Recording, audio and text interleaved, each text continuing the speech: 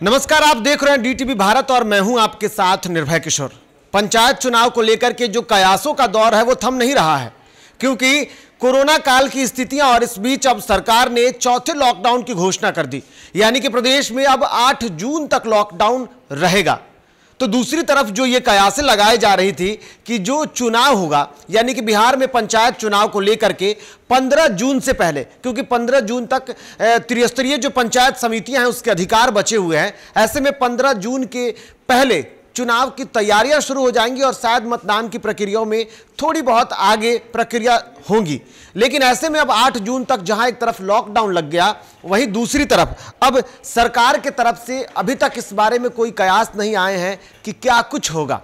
लेकिन इन सब के बीच में एक स्थानीय अखबार ने इस बातों पर विराम लगा दिया है कि जनप्रतिनिधियों के जो अधिकार होंगे वो बढ़ेंगे। इसको लेकर के ये कयास इसलिए लगाए जा रहे थे क्योंकि नेता प्रतिपक्ष तेजस्वी यादव की बात करें, इसके साथ साथ बिहार के पूर्व मुख्यमंत्री और हम प्रमुख जीतन राम मांझी की बात करें, साथ ही साथ बीजेपी से पाटलिपुत्रा के सांसद रामकृपाल यादव की बात करें, साथ इसके अलावा कई वामपंथी दलों और किसान मोर्चा ने गांव में जो प्रतिनिधि हैं उनके कार्यकाल को बढ़ाने के लिए मुख्यमंत्री नीतीश कुमार से अपील की है और यह कहा है कि कम से कम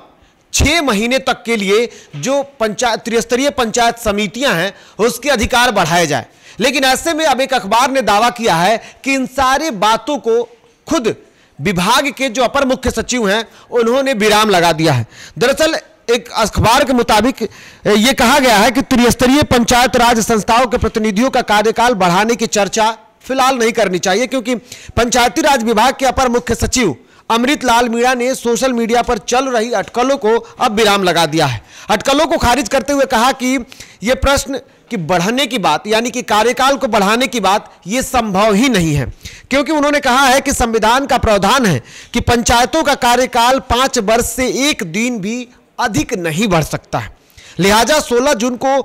अवधि जो होगी वो समाप्त हो जाएगी। इसके बाद पंचायत और पंचायत समिति के प्रशासक जो होंगे, जिसमें बीडीओ तथा जिला परिषद में उप विकास आयुक्त प्रशासक होंगे, जहां त्रिस्तरीय पंचायत राज संस्थाओं के लिए जो भी विकास के कार्य होंगे उस पर उनकी नजर होगी और प्रदेश में जिस तरीके भी विकास के कार्य होंगे उन सब पर उनकी नजर होगी, विकास के कार्य होंगे। लेकिन उनके भी कुछ अधिकार जो होंगे वो सीमित दायरे में होंगे, जिसके लिए वो ना तो किसी भी तरीके के बड़े फैसले ले सकते हैं और ना ही किसी भी नए नियमों को वो लागू करा सकते हैं।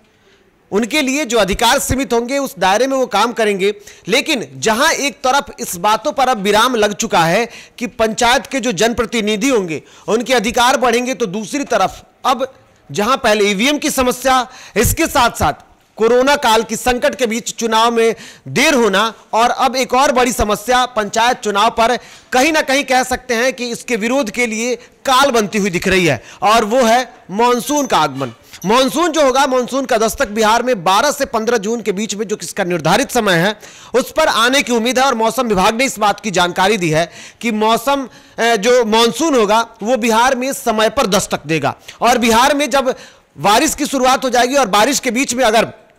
जो चुनाव होंगे वो चुनाव में बाधा उत्पन्न हो सकता है। इसको लेकर के आपको याद होगा कि पिछले दिनों,